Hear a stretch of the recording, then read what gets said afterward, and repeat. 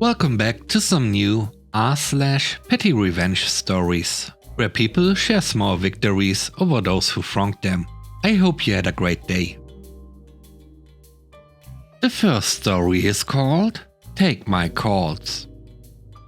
My coworker Karen is super nosy and always feels the need to insert herself into situations that have literally nothing to do with her or her job. Karen is not my direct supervisor. That position is currently vacant, but Karen has made it a point to try and score points off my work by insinuating that she is, and that everything I do is under her leadership. She has also, more than once, slipped in conversations and called me her assistant. Honestly, I don't care. This is the kind of job where none of us concern ourselves with who gets credit. The gigantic upside is that we are fully remote, so I don't have to deal with her in person.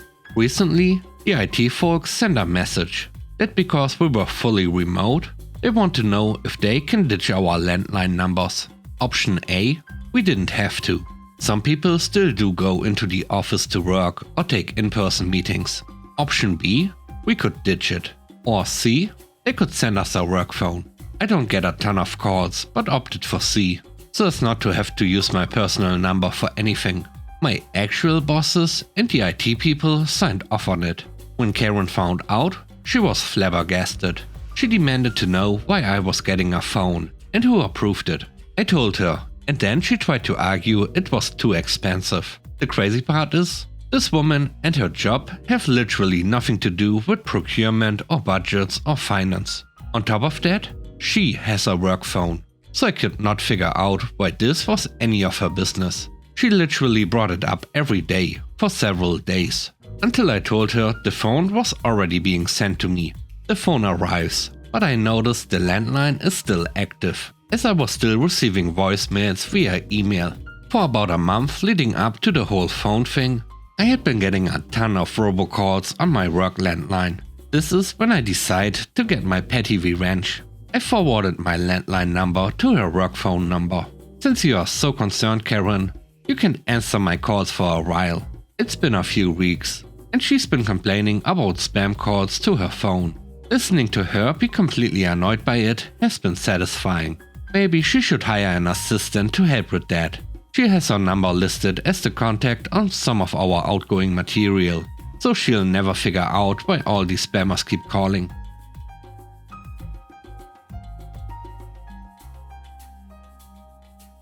The next story is called Don't Mess with the Insurance. Near the end of 2021, I had paid off my truck, and the dealership I bought from took notice. They sent me a letter about a good deal on a trade-in and a loyalty discount. I was thinking about getting a slightly larger truck anyway, so I went down to the dealership. I told the salesman I wanted a new vehicle, but Super Sales Guy took me on a guided tour of every damaged used vehicle on his lot. I was finally able to steer him back to the showroom for a new vehicle. We went through the brochures and I picked out the vehicle, features and color. We haggled a little bit on price and I got it down a couple %. With my trade-in and the loyalty discount, I'd end up with about 20% below the sticker price. So all in all, not a terrible deal. Super Sales Guy didn't have my truck locally with the color and features I wanted, so he had to have one brought in from another dealership. Would take about a week. Fine. Oh, and I have to pay a security deposit. Expected. Then, Super Salesman asked me for my insurance info. Why? I asked him. I'll call them and get the new truck put on your insurance, was his response.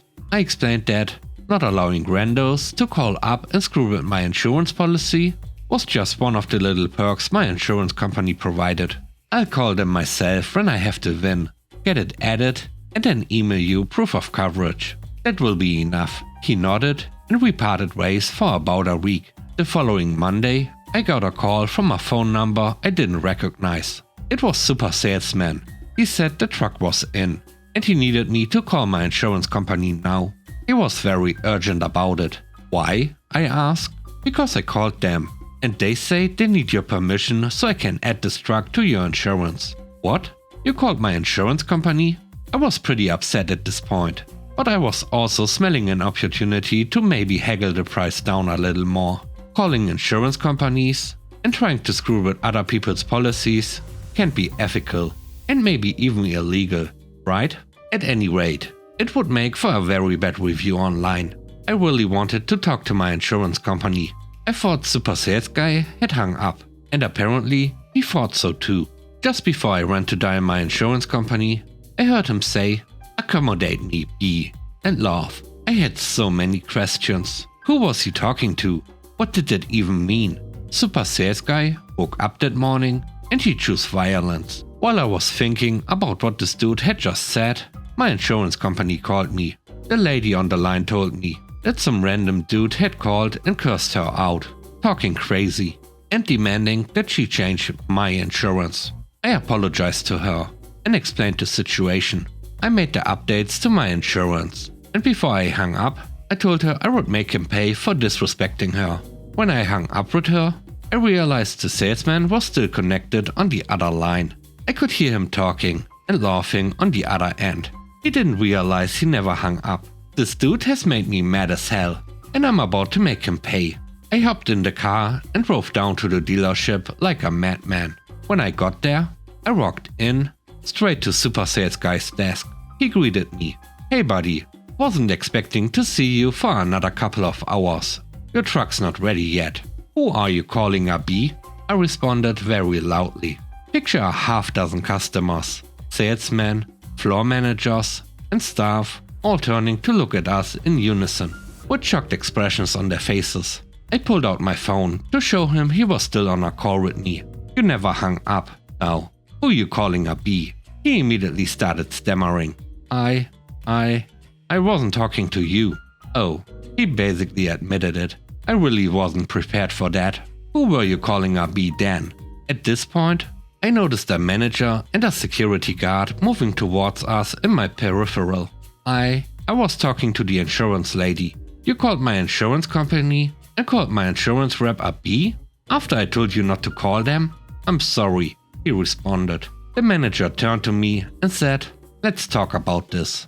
I snapped back. "We are talking about this." I played it up for effect for another minute or so. I wanted to stop before I got to the point where it made more sense for the manager to have security drag me out than deal with me. So I let the manager lead me away to his office. I explained the situation to him, and we negotiated a lot more.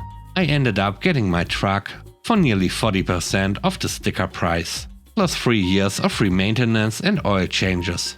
Super Sales Guy had to apologize to me in front of the entire staff. The insurance lady and I had a good laugh when I called her to let her know she had been avenged, and I got a much better deal on a truck than I expected.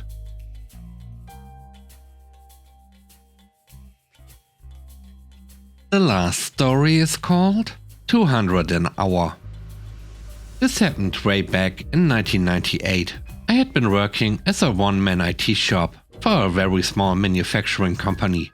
The owner was a tax attorney who had incredibly wild mood swings. One day he called me into his office and told me how great I was, how I was his data prince, and too many more compliments to count. In the middle of the conversation, he suddenly switched gears, telling me how much better he was than me, because he made $200 an hour and he could replace me in a minute. I quit on the spot and told him, "You will need me before I need you, and when you call me, it will cost you $200 an hour." Then I left. Fast forward a year. I'm working another job and making twice as much money as I did at the old job. I got an unexpected call from one of the plant managers at the old job. He tells me that after I left, they hired 2 consultants at double my rate each to finish some of the critical work I was doing. One of the projects I was working on was ensuring their ordering system could handle special requirements from a very large national retailer, their biggest customer. Turns out the consultants couldn't do the job, even after paying 4 times my salary to them for a year.